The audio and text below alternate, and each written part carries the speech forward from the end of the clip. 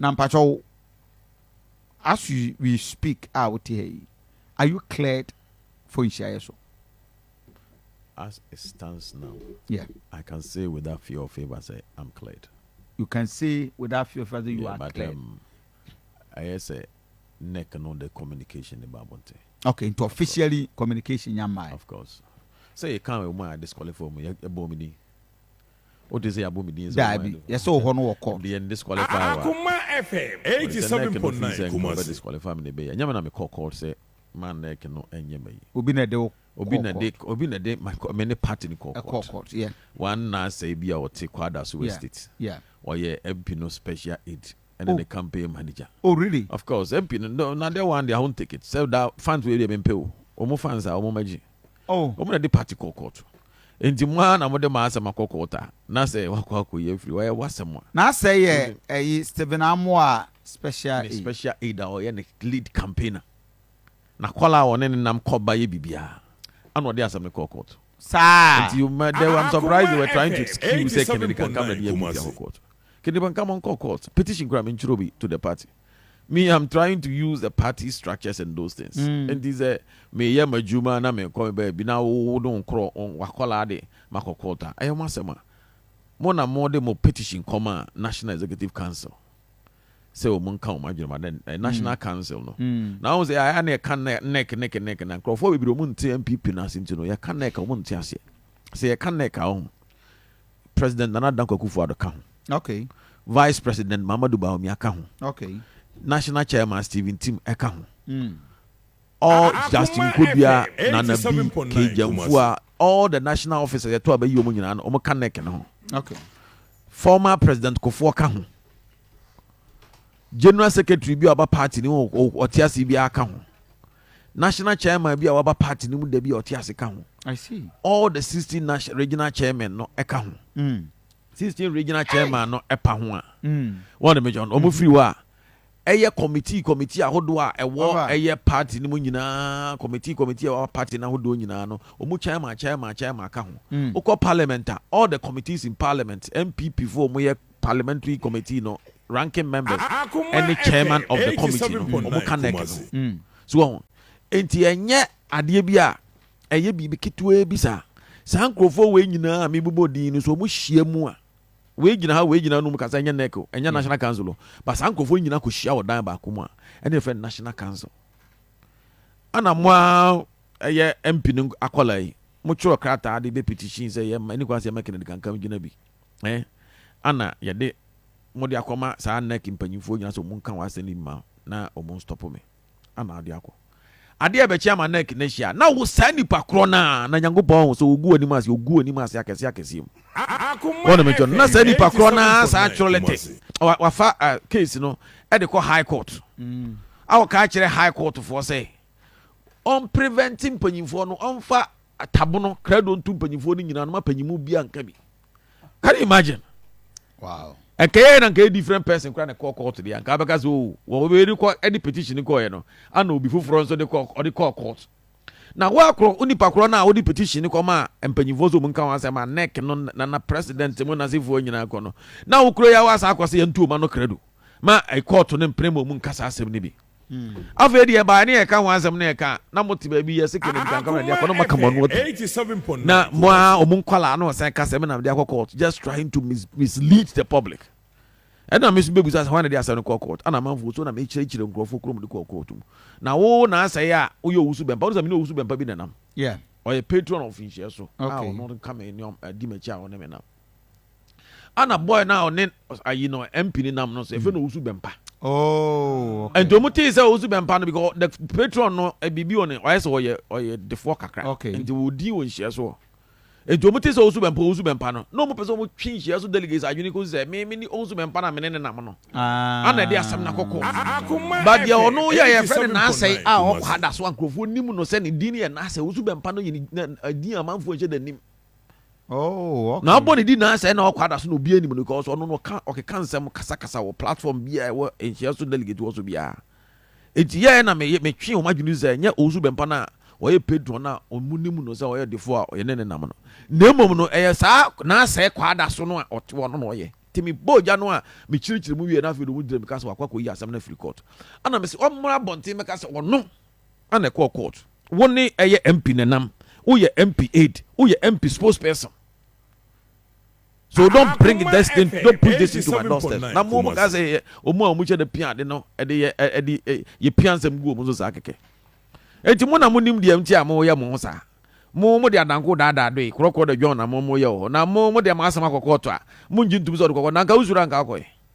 Usuro se obe defend case nka akoy. Wa withdraw case. Wa withdraw case no nti me no me mfa asem nka court. Na ka se me na makoredo na makoy bibisa. Mo na mo de ma asama kokko. Ana mo na mo de petition akoma neck for.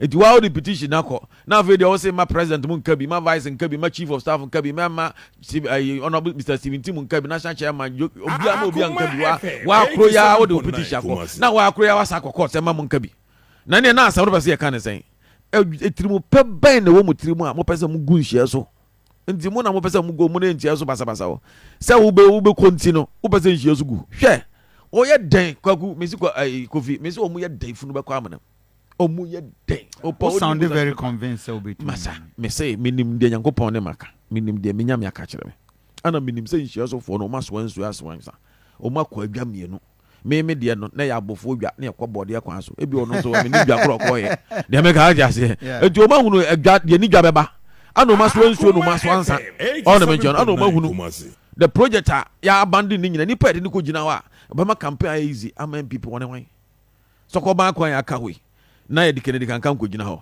na se Kennedy Kankam we ana o hye kwan na se free da manya be si ba bia kai oduru ya yetu no kwan na ka ho ebe pim 3 years ni ye nko kwan ne so da na soko banfo nyina Kennedy Kankam ayesa be gina na be gina MPP ana mo ntoma no na oba ekon beto aso a campaign we de na za odi de omtisu ko a na odi ni ko gina ho ha sa kwan ne ana me say na da MP botom ska na me aban ne menka ho me aban ne menka ho. What are the 3 arms of government? Sa ni o man nani kwase mo so mo say aban central government project aban project no ye ka aban no ne hwan. Am I not part of was it the part of the legislative arm of government? Na men ka legislative arm of government no. Na no so na me part na wa aban mu na men ka executive arm of government no. Na se ka sa aban di bibi ko ba bia e de enti na yi mbra hye beguafo a omu na si o manfo nanan. I represent the people in terms when it comes in terms of government.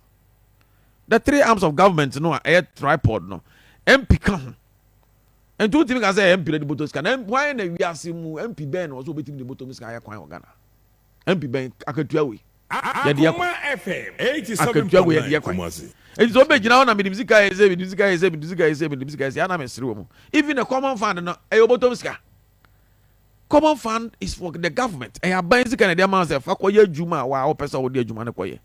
What they say, and na me de bi eduru ba bia me de me de ko sati 64 unit classroom block ye Kufuor senior high school me free so aka ho no enu bi na eduru ba bia covid ba chi nkrofo a me nipa mako 550 me dis kana mo so mo fa hye o madwuma 1000 fa hye o madwuma no na common fan ni bia enu bi na renovate sokoban ye friend is a community center ye converting ye boys dormitory e de ma secondary school 87.9 no de me che no sa ni o ma no me nyame na me de ankom botom ankom manum enu bi na sokoban ye Kufuor senior high school toilet stage o di bi kan ho e di bi so education fund bi so a ye de yes adwuma no enti me common fund de o pese o hunu adwuma me de aya eno de da ho a obi anim ewie kwa na ebu me kromfo after say me di man nipa 550 say covid aba madwuma gu obi anyi function bi bia se do be apampam store fanya apampam store do be maso antama market na so fula on fanya maso do de be hye bibia so on fanya bibia se enipa mako 550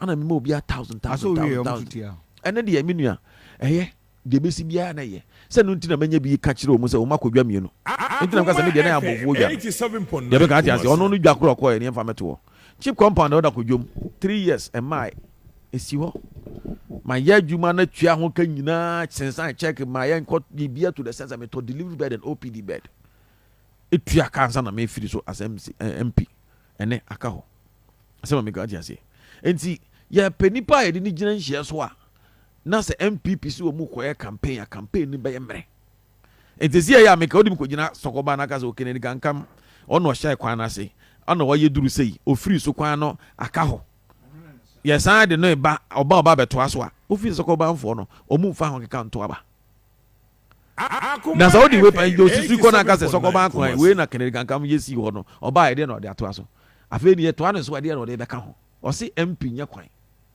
edi MP nya kwan a ede hope ane ewo kasa bebrebe a ye kan the parliament na mekasa na nne mekasa nyina no kasa no etimi amadwuma na ye gya ho nyina na aban ye na ka ho so we say aban project na aban stop a obi kasa kira aban na aban de project ne ba so obi kasa kira aban na aban de project ne ba na I stored in the region because say MPs no do na no work binua okujeto abrakwa ekwa say ya relocate o mo wo eye voter base no a enso to e for mo no say am for man new man free one ko ye resettlement and free wa Akoma budget yam pass no e